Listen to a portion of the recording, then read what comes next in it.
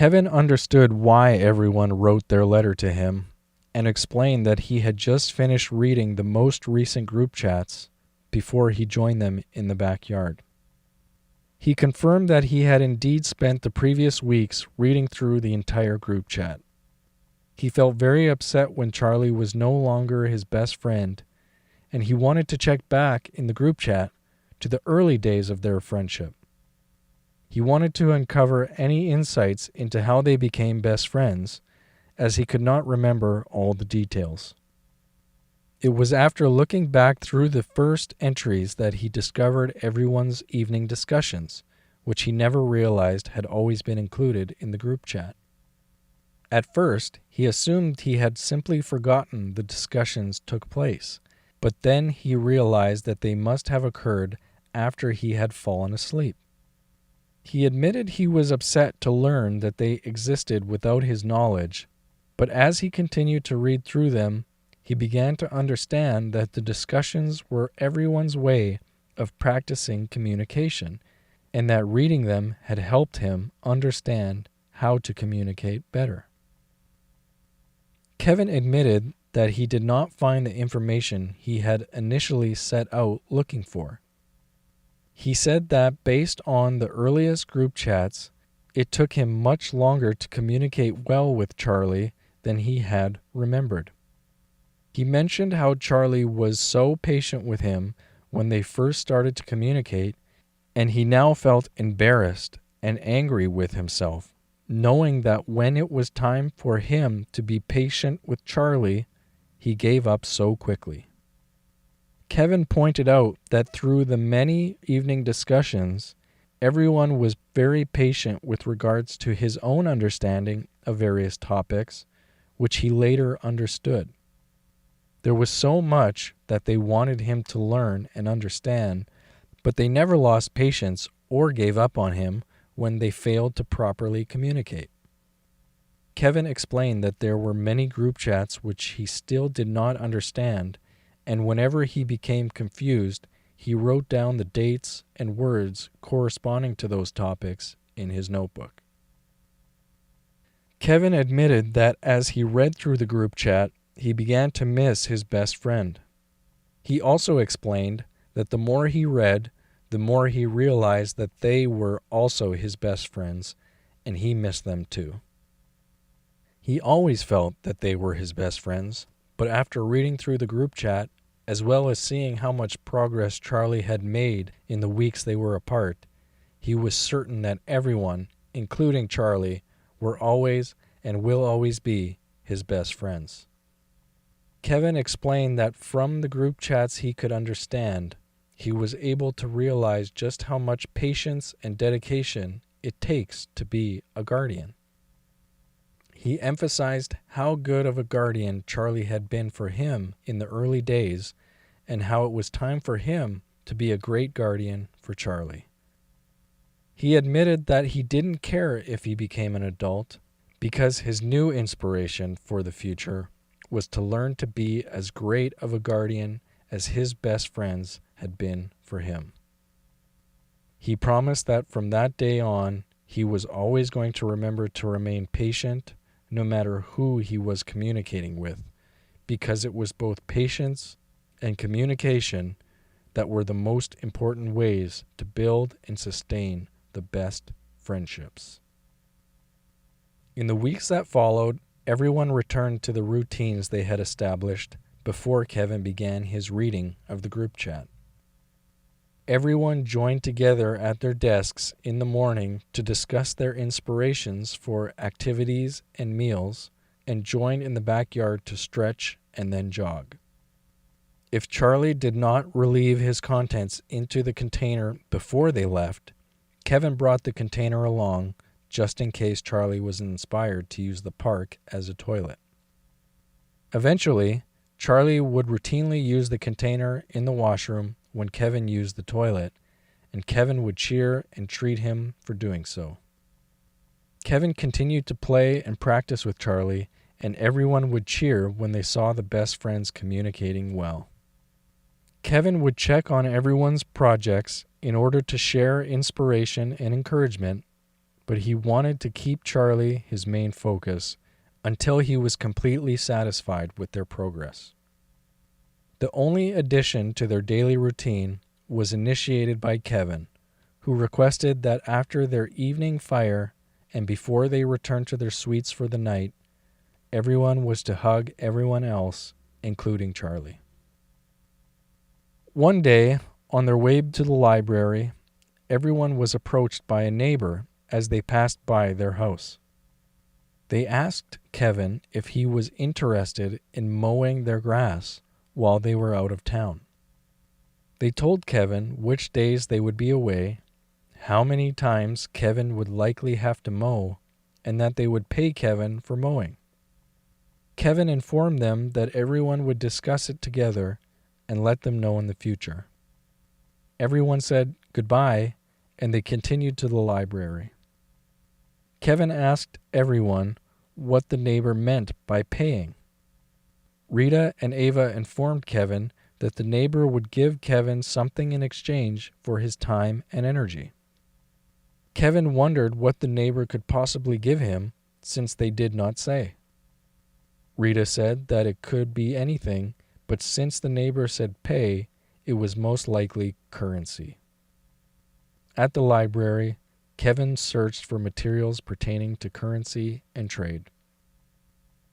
Kevin began to understand that taking time to do something for someone else could result in earning something in return. He also began to understand that he could obtain nearly anything he wanted without having to take the time to construct it himself.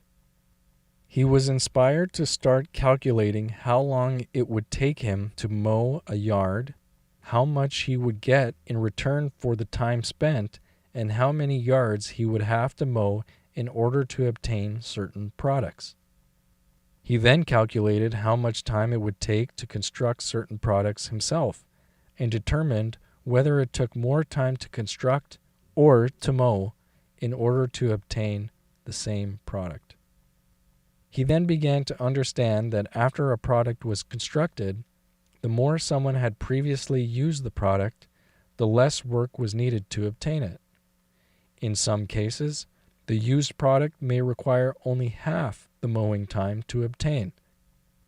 Kevin concluded that even if a product was worn out, the time he would save by not mowing would be more than enough time to restore it to near perfect condition.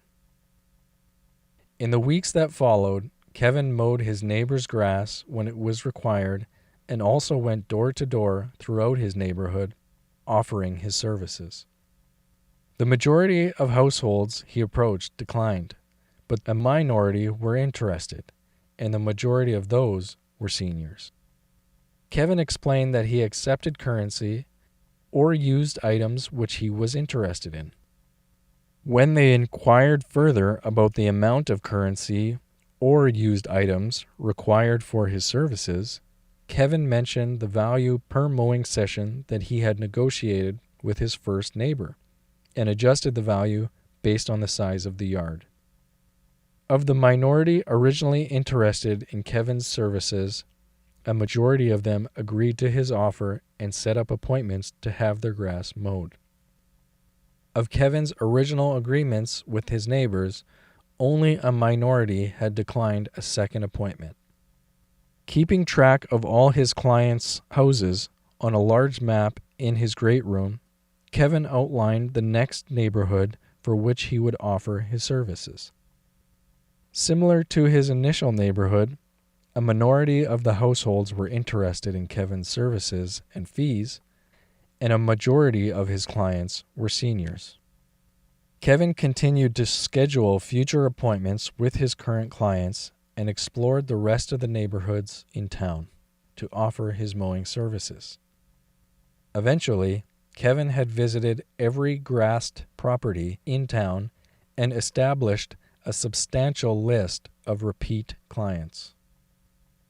Kevin admitted that he was growing more inspired to have a bicycle of his own, to speed up his travel time and to save energy when commuting to and from appointments. He had long ago noticed children and their bicycles in the park, but had never become inspired enough to join them. He explained how he could always play with Charlie by running in the fields or skating on the ice, and since he had always failed to see how Charlie would be able to enjoy playing with him if he was riding on a bicycle, he was never inspired to have one of his own. Kevin decided that by using a bicycle to get around to his appointments, he would have more time and energy to spend practicing and playing with Charlie. Kevin had accepted various items from his clients in exchange for his time and energy.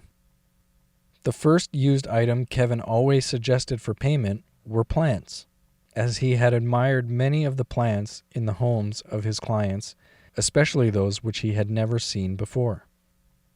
In his first weeks of mowing, he had filled all the window and shelving space in his suite with various plants and flowers, and eventually stopped accepting more as payment.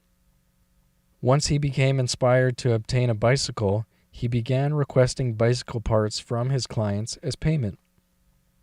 When his clients were not able to provide bicycle parts, Kevin began accepting currency to use as payment towards parts for his first bicycle. One of the last clients Kevin acquired had a used bicycle they were interested in selling. The bicycle fit Kevin perfectly, and he told the client how much currency he had. The client agreed to accept the currency in exchange for the bicycle, as long as Kevin agreed to mow their grass for the remainder of the season. Kevin realized it was a good deal and agreed. He brought his first bicycle back to the workshop and started making it as good as new. Kevin practiced pedaling his bicycle, which he started to call his bike for short, slowly around the backyard. He asked that someone jog next to him and hold his seat so he would not tip over. It wasn't long before he was comfortable enough to pedal without additional support. Everyone cheered him on, and Charlie howled and ran alongside him. Once Kevin had stopped acquiring new clients, he began to schedule his appointments by neighborhood so that he could reduce his amount of travel time in between appointments and maximize his time with Charlie. Before heading out, Kevin would outline all of his appointments with everyone and set off to the first one on his bike. Everyone would jog behind Kevin and meet him at the appointment where he would already be mowing. They would continue jogging to the next appointment as Kevin biked ahead and then returned to the backyard with everyone to relax when he was finished for the day. As the end of the mowing season was approaching, Kevin had developed relationships with all his repeat clients and eventually began spending as much time visiting with them as he did mowing their yards. All of his clients enjoyed spending time with Charlie as well, after Kevin showed them different games that Charlie would play. Kevin started to realize that regardless of the neighborhood, all his senior clients had similar interests, and they all seemed to be lonely.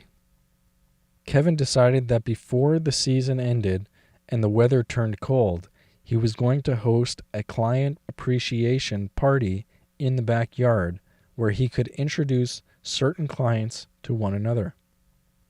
The next time he visited his clients, he invited them to his appreciation party, and they provided dates which they were able to attend. After all the clients had provided their availability, Kevin chose a date, informed his clients, and began planning the party. Kevin ensured his clients that food and beverages would be provided and that they could bring anything they wanted. Several clients had provided food and beverages during his appointments, so he had a general idea for the party menu. He decided to provide finger food instead of features since it was an afternoon party. Kevin had his list of attending clients and started to construct a seating chart, placing the clients with similar interests at the same tables. Everyone borrowed the required amount of chairs and tables from their immediate neighbors, and offered invitations to all the seniors they were borrowing furniture from. They had arranged the tables as per Kevin's seating chart and placed name tags accordingly. There were also name tags for everyone to place on their shirts. All of the clients who agreed to attend the party showed up, and a few clients who initially declined their invitation also came. Everyone served the food and beverages, and Charlie greeted all of the clients. Kevin made his way around to every client and made sure that he introduced all of the clients to each other. He tried to strike up conversations related to the interests that the clients at each table shared, or to get them to play games which all of them enjoyed. Once he had visited with all the clients, he observed how all the clients were getting along and reported back to everyone how the party appeared successful. Kevin brought out the portable stereo and started to dance with Charlie. Everyone joined in, as well as a few clients.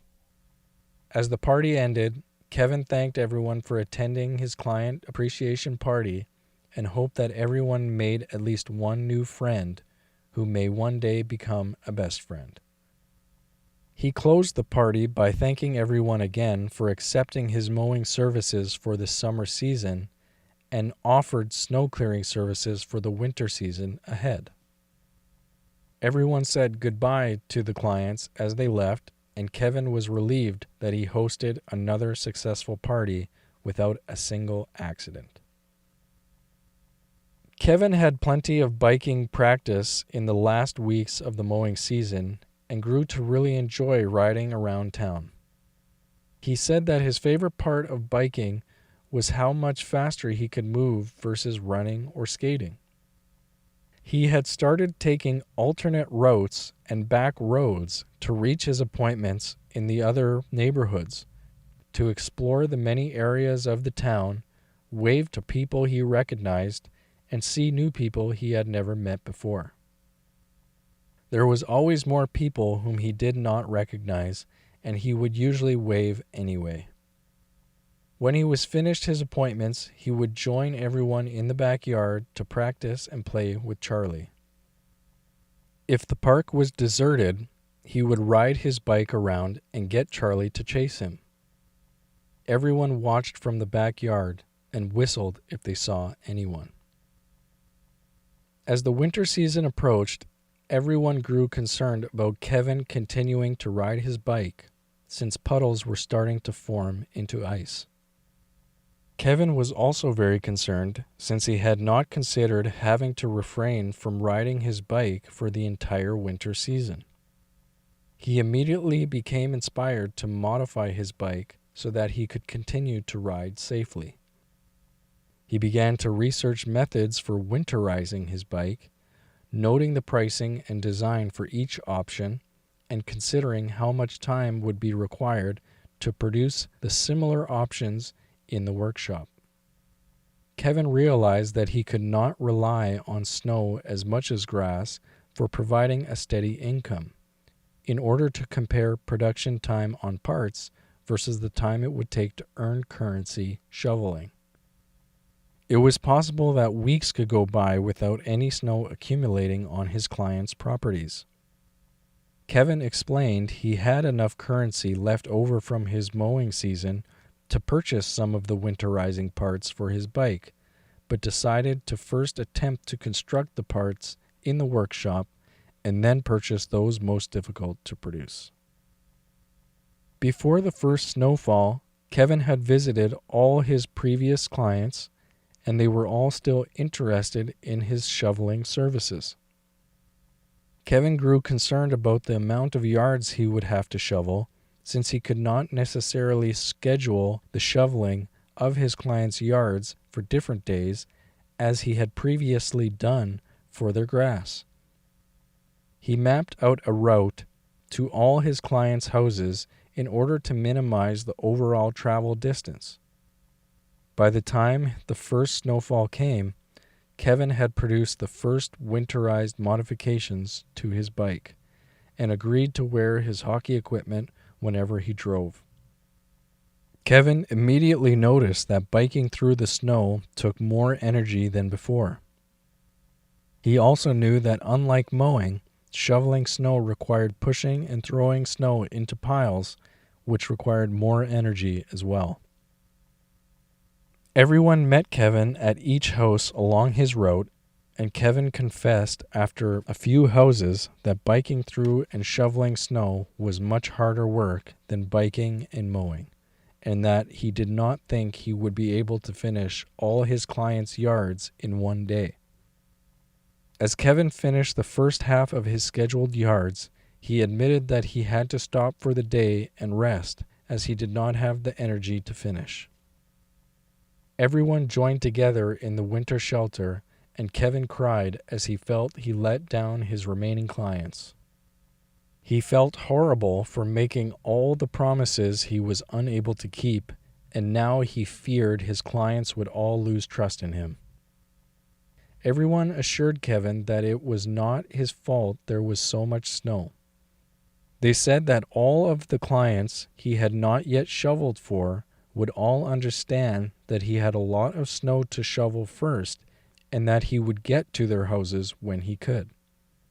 They told Kevin that it was only the first snowfall of the year, and that he would gain strength over the season and be able to fulfill all of his promises.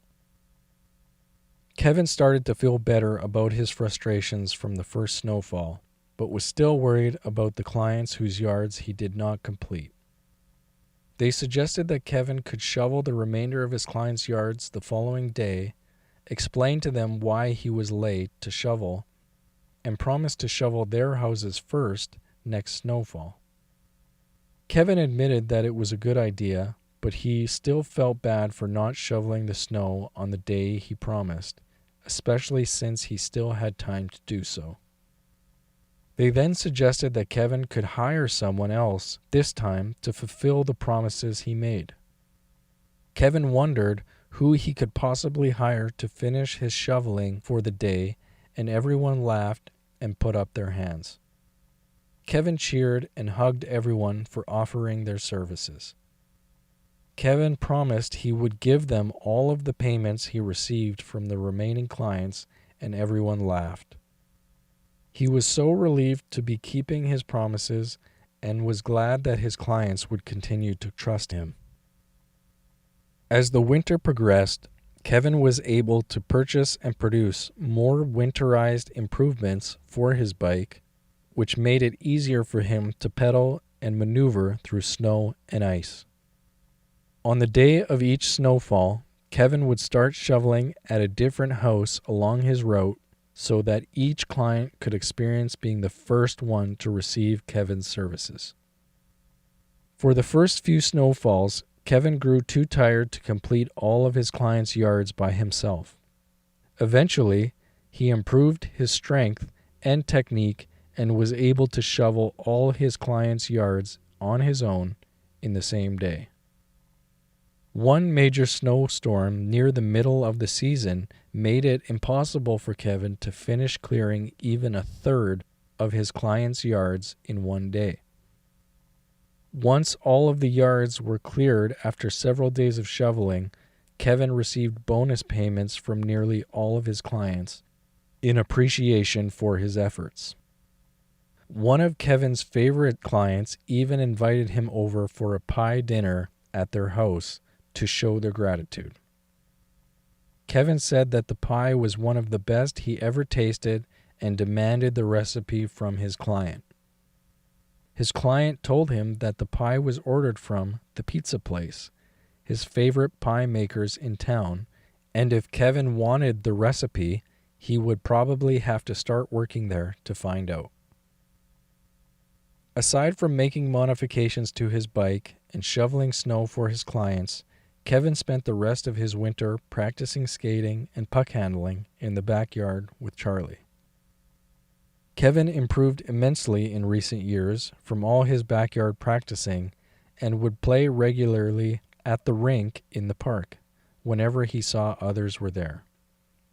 The other players would always praise Kevin's talents and invite him to play on their other teams, but he was never interested. Kevin enjoyed when beginner players would visit the park rink and he could show them tips and tricks on how to improve their skills. He always remembered fondly the many skilled players who had done the same for him over the years.